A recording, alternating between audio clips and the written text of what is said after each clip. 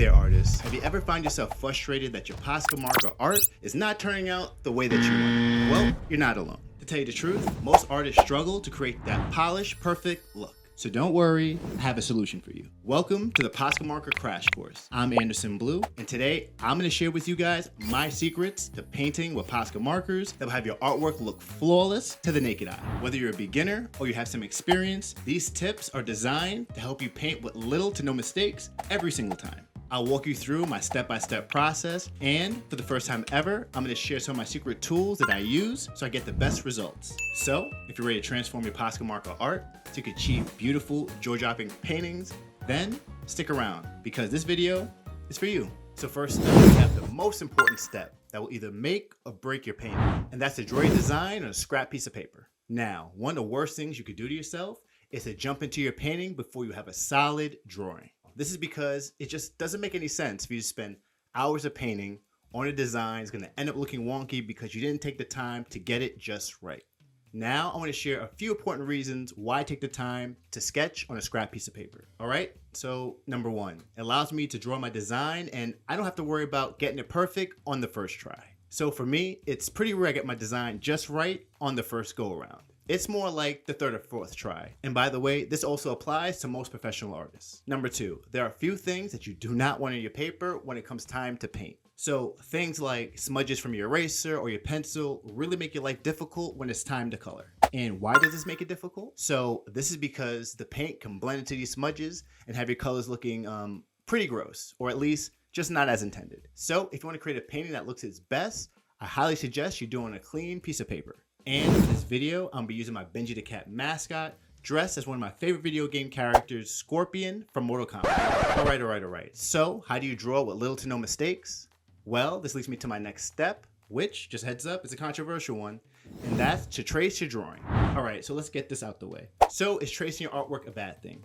The answer is no. In fact, it's a trick that a lot of artists use when it comes to save time to speed up the painting process. And in this case, doing this will help improve our overall painting. All right, so now that we got this out the way, now let's talk how we're gonna make this happen. So we're gonna take a design we drew with a scrap piece of paper and put a clean blank sheet over. But we're not going to use any random piece of paper.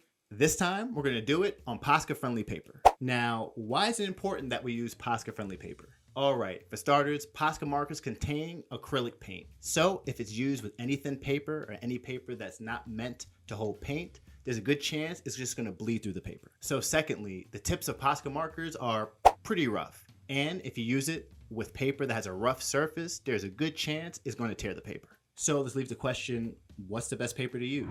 And the answer is any paper with a smooth surface that's meant to be used with paintings. Some good options are mixed media sketchbooks or some Bristol smooth paper. But if you're not sure which brand you should get your hands on, you should check out my brand new BluuPrint Sketchbook, which I created for people who are looking to draw and paint all in the same place, especially with Posca markers. And for those who are looking to get their hands on one, you can get more info in the description. Now, let's talk about some of the items I use to help me trace. But first, let's talk what I do so I can see my artwork through the paper. All right, so there are a few ways you could do this, but it really depends on your budget. Now, for those whose pockets are pretty tight, I always found a good option is to put your drawing on a window and then trace from there. Now, the only downside about that is it's not a flat surface. You're kind of drawing with your hand up, and it could be pretty uncomfortable. Now, if you want the best result and you don't mind spending a little bit of money, I think the light box is probably your best bet. So this is because the light box can pretty much light any surface, especially if it's multiple pieces of paper, and it actually sits on your desk and you're able to draw pretty comfortably. Now, when it comes to the tracing side of things, I personally like to use an ink line pen. And that's because I found they're the easiest to paint over and they don't blend into your colors like pencils would. But just keep in mind, this works the best once you let the ink dry. But now that we have our drawings on the right piece of paper, it's only natural that we start to move on to the best process, and that's the painting, right? Well, not quite. We just have one small step that we have to do that will guarantee that we paint our design correctly. And that's to simply create a color cheat sheet. And I know what you're thinking. Anderson, the colors are on the cap. Why would I waste my time even doing this? All right, so here's the deal. The color that's on the cap usually doesn't match the color that's in the marker. So if you don't test it, what's probably gonna happen is when it's time to use it, you're gonna be in for a huge surprise. And I'm not talking about the good one. Now, the second reason why I use a color cheat sheet is because it allows me the time to experiment with my colors, seeing what colors work with which, try out different methods for my highlights and for my shadows, and I'm able to do that without having to sacrifice my painting. So now, let's talk how I create this cheat sheet. So all I do is I take a random piece of paper and I draw little squares or little circles of all the colors that I plan to use, just so I get a visual representation of what the colors look like for each marker. Also on the cheat sheet, I'll also point out which colors would work best for my highlights and for my shadows.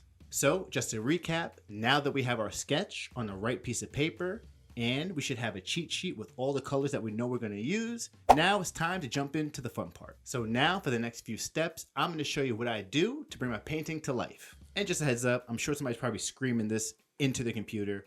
There is no wrong or right way to paint. Just want to get that out there.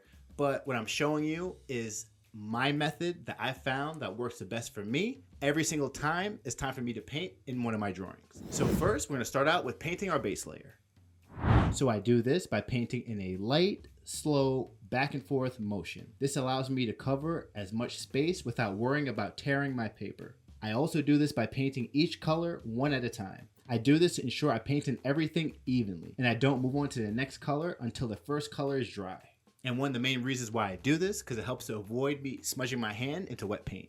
When the base layer is dry, it's time for us to move on to our next step, and that's to paint in our highlights and our shadows. And there's one thing you should know before doing so, and that's to paint in these details as light as possible. Why is this? I know I mentioned this before, but the marker tips are very rough, and if you overpaint your drawings, I'm telling you, you will tear your paper or you will tear up your design.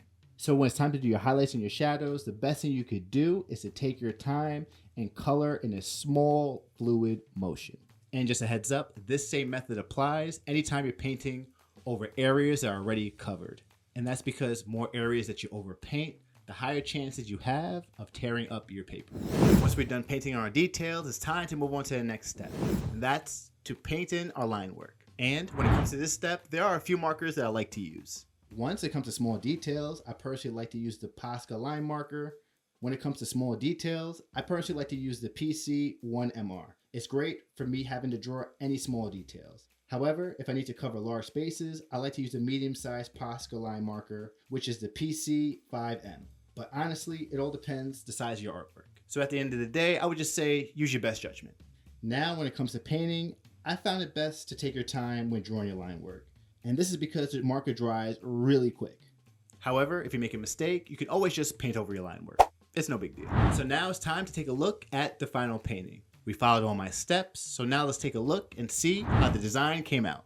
And I personally think the design looks solid, and I'm really happy how it came out. But I'll be honest with you guys, the only reason why I know how to do these things is because I made every mistake in the book using these Posca markers. And once I learned not to make these mistakes, my paintings got that much better. So if you want to learn all the mistakes that you should avoid when using Posca markers, then I have good news for you. I have a video you can watch right in the next video.